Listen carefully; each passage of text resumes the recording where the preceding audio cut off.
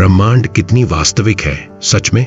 क्या यह व्यवस्था जिसमें हम रहते हैं अपने आप उत्पन्न हुई है या यह पहले से निर्धारित नियमों द्वारा चलने वाला एक तंत्र है?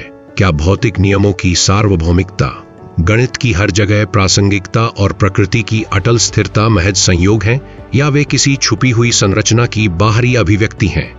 मानवता ने लंबे समय से वास्तविकता पर सवाल उठाए हैं, लेकिन आज जितना बलशाली यह प्रश्न कभी नहीं था। अब हम सिर्फ प्रकृति का अवलोकन नहीं करते, बल्कि ऐसे सिस्टम भी बना रहे हैं जो खुद वास्तविकता की नकल कर सकते हैं। वर्चुअल दुनिया, सिमुलेशन और कृत्रिम बुद्धिमत्ता ने वास्तविक और कृत्रिम की सीमा को धुंधला कर दिया है।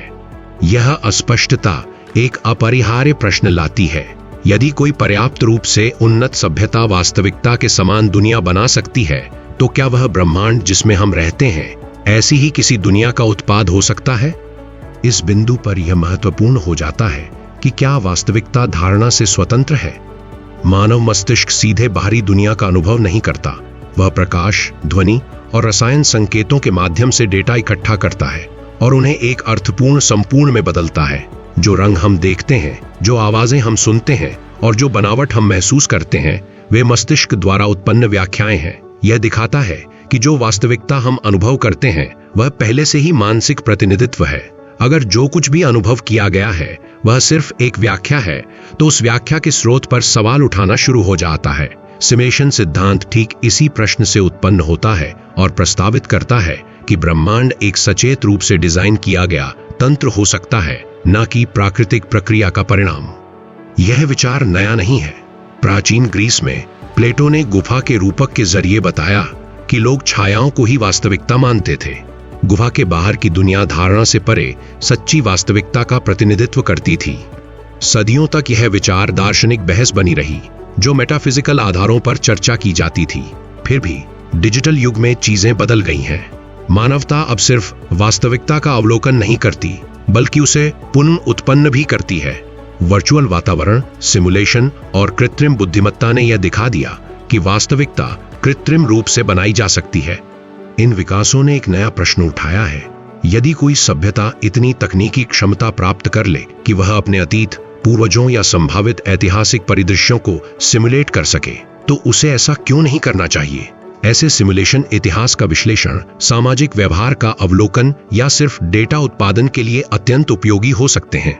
इस दृष्टिकोण ने ब्रह्मांड की उत्पत्ति की नई व्याख्याएं भी खोल दी हैं। बिग बैंग को सिर्फ एक ब्रह्मांडीय घटना नहीं, बल्कि एक तंत्र के शुरू होने का क्षण भी माना जा सकता है।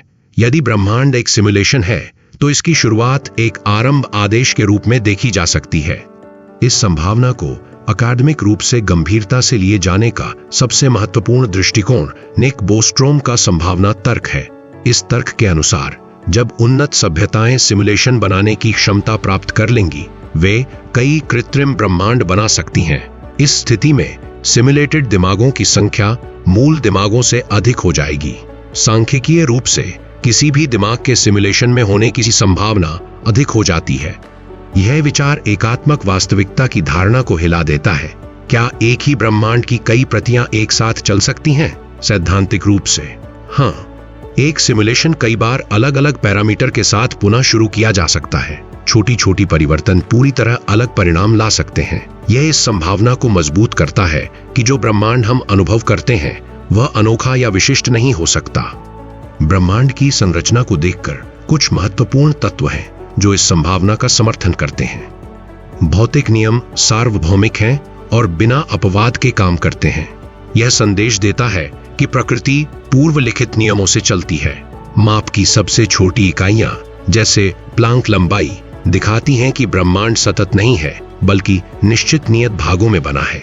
एक छोटे पैमाने का कोई अर्थ न होना संकेत देता है कि रेजोल्यूशन की सीमा है। यह संरचना डिजिटल सिस्टम के पिक्सल जैसी है। प्रकाश की गति की सीमा को भी इसी संदर्भ में देखा जाता है। वह सीमा शायद ब्रह्मांड की उच्चतम डेटा ट्रांसफर क्षमता है। भौतिक स्थिरांक पैरामीटर की तरह काम करते हैं, जिससे सिस्टम स्थिर चलता रहे। सैद्धांतिक रूप से उन्हें बदला जा सकता है, पर ऐसा परिवर्तन पूरी संरचना को बिगाड़ सकता है। क्वांटम यांत्रिकी इससे भी अधिक रोचक चित्र पेश करती है। कण की अवस्था निश्चित नहीं होती जब तक कि उसका निरीक्षण न किया जाए। यह अनिश्चितता पारंपरिक भौतिकी से विपरीत थी और लंबे समय तक समझना मुश्किल था। पर सिमुलेशन के दृष्टिकोण से यह स्थिति अलग अर्थ ले लेती है। क्या ब्रह्मांड केवल निरीक्षित होने पर गणना होता है? अगर ऐसा है तो इससे कंप्यूटर संसाधनें बचती हैं।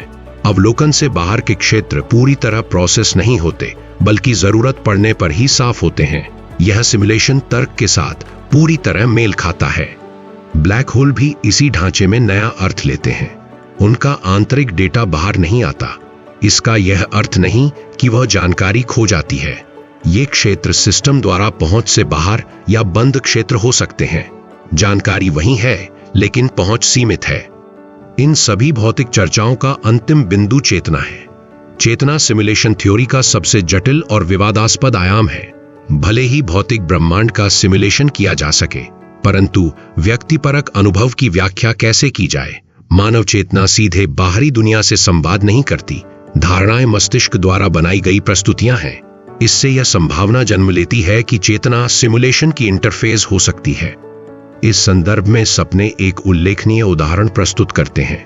जब भौतिक वातावरण से संबंध टूट जाता है, तब भी चेतना अपनी आंतरिक रूप से संगठित वास्तविकता बना लेती है। यह दर्शाता है कि सिमुलेशन के भीतर उप सिमुलेशन संभव हो सकते हैं। वास्तविकता की अनुभूति भौतिक दुनिया से स्वतंत्र हो सकती है। इस बिंदु पर मुक्त इच्छा पर बहस अनिवार्य हो जाता है।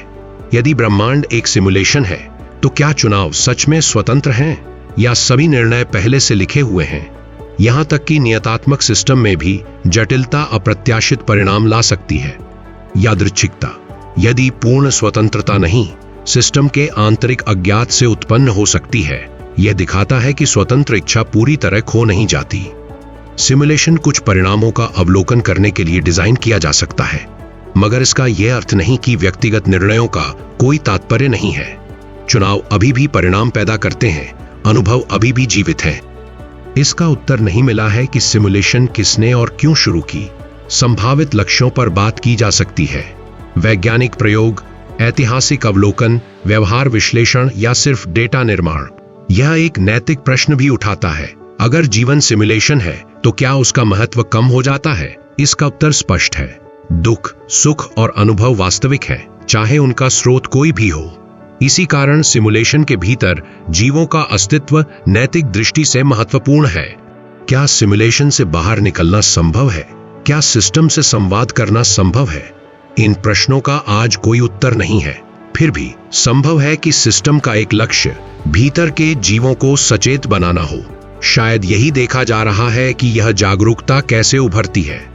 आखिरकार सिमुलेशन थ्योरी कोई अंतिम उत्तर नहीं देती, मगर यह दिखाती है कि वास्तविकता पर सवाल उठाया जा सकता है। ब्रह्मांड का स्रोत, चाहे जो भी हो, हमारे अनुभवों का महत्व बना रहता है। शायद मुख्य प्रश्न यह नहीं है कि यह दुनिया असली है या नहीं, बल्कि यह है कि हम इसमें क्या करते हैं।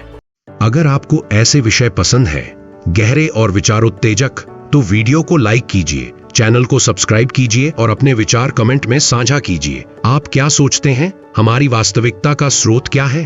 अपनी राय जरूर साझा करें।